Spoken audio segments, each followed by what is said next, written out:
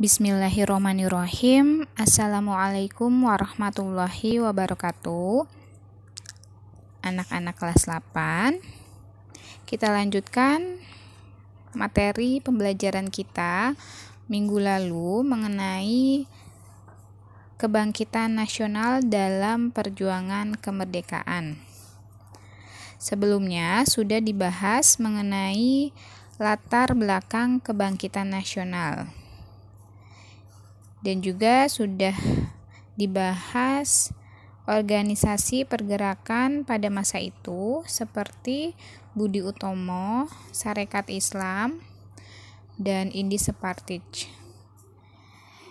Kita lanjutkan materi hari ini, yaitu mengenai peran tokoh kebangkitan nasional dalam perjuangan kemerdekaan nasional.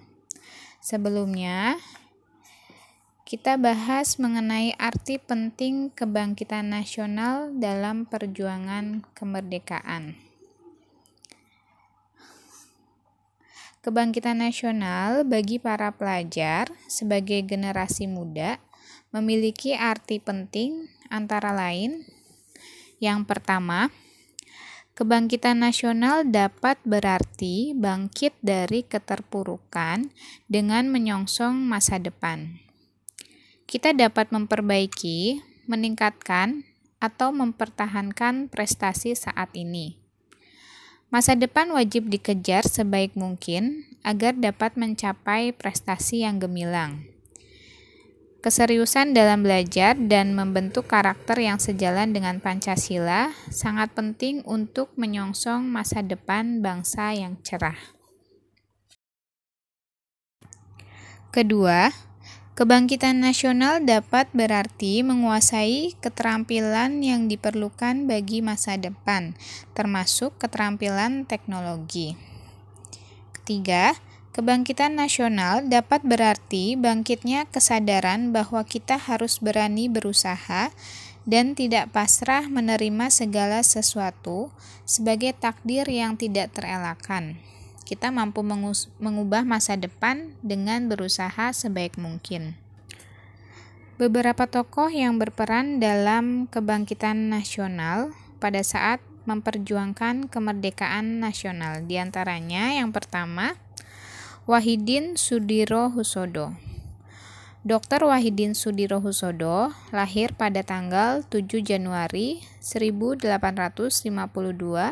di Sleman, Yogyakarta.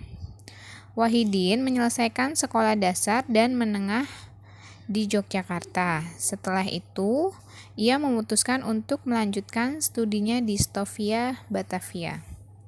Dalam perjalanan hidupnya, ia bersama rekan-rekannya mendirikan surat kabar dua bahasa, yaitu Retno Dumila yang menggunakan bahasa Jawa dan Melayu. Gagasan penting dari Wahidin Sudirohusodo yang mewarnai perjuangan pergerakan nasional adalah organisasi hendaknya memiliki tujuan memajukan pendidikan dan meninggikan martabat bangsa. Tokoh selanjutnya yaitu Sutomo.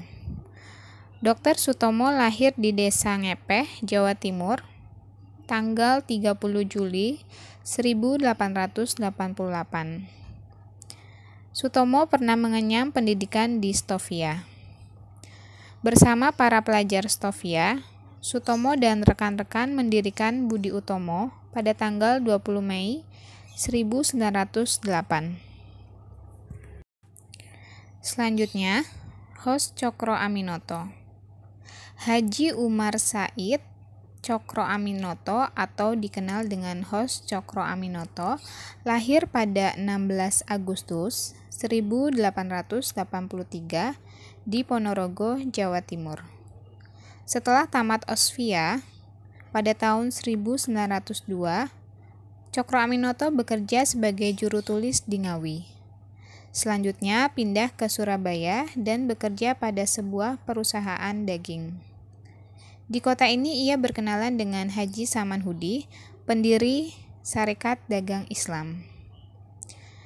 Cokro Aminoto kemudian masuk Sarekat Dagang Islam dan menyarankan kata dagang dalam nama tersebut untuk dihapus dengan tujuan agar jangkauan organisasi lebih luas. Host Cokro Aminoto merupakan tokoh yang mengobarkan semangat patriotisme para pemuda. Selanjutnya, Douwe Dekker atau Danudirja Setiabudi. Ernest Francois Eugen Douwe Dekker adalah seorang tokoh pergerakan Indonesia yang berdarah campuran. Douwe Dekker lahir pada 8 Oktober 1879 di Pasuruan. Douwe Dekker masih mempunyai hubungan kerabat dengan Edward Douwe Dekker atau Multatuli, penulis buku Max Havelaar. Meski memiliki darah campuran, Douwe Dekker menentang penjajah Belanda dan mendukung perjuangan rakyat Indonesia. Pada tahun 1912, Douwe Dekker mendirikan Indies Partij bersama Cipto Mangunkusumo dan Suwardi Suryaningrat. Kemudian, ketiganya dikenal sebagai Tiga Serangkai. Tokoh selanjutnya yakni Cipto Mangunkusumo. Cipto Mangunkusumo lahir pada 4 Maret 1886. Pada saat menempuh pendidikan di Stovia, Cipto dinilai sebagai pribadi yang jujur, berpikiran tajam, dan rajin. Para guru menjuluki Cipto sebagai Een Begaafd Leerling atau murid yang berbakat.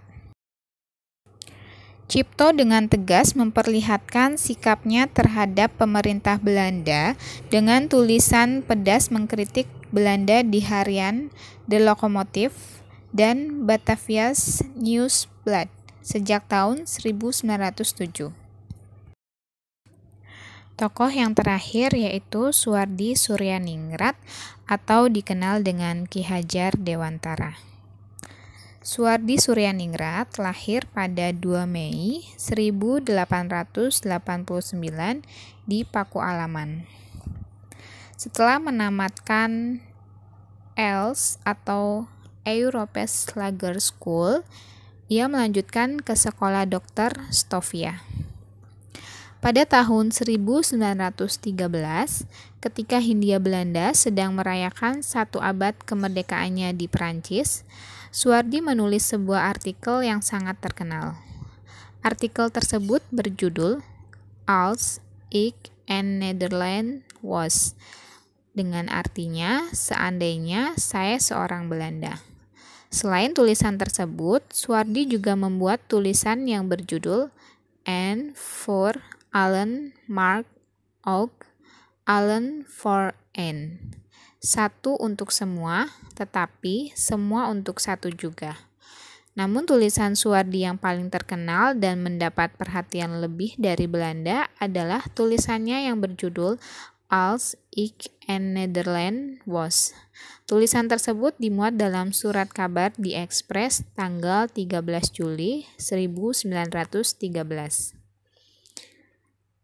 Suwardi Suryaningrat pernah mendirikan Taman Siswa atau Perguruan Nasional Taman Siswa dan memiliki semboyan yang berbunyi Ing ngarsa sung tulodo, ing madjo mangunkarso, tutwuri handayani, yang memiliki arti di depan memberi contoh, di tengah memberi semangat, di belakang memberi dorongan.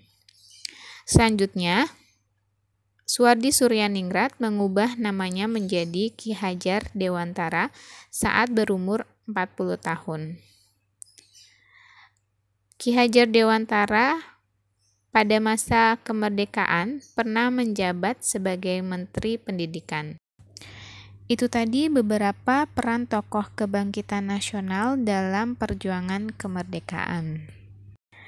Semoga dengan materi yang sudah dibahas di video ini bisa menambah motivasi kalian untuk terus memperjuangkan kemerdekaan Indonesia sampai saat ini dengan cara belajar dengan giat, dengan tekun agar mendapat masa depan yang cerah. Demikian pemaparan materi hari ini. Saya akhiri. Wassalamualaikum warahmatullahi wabarakatuh.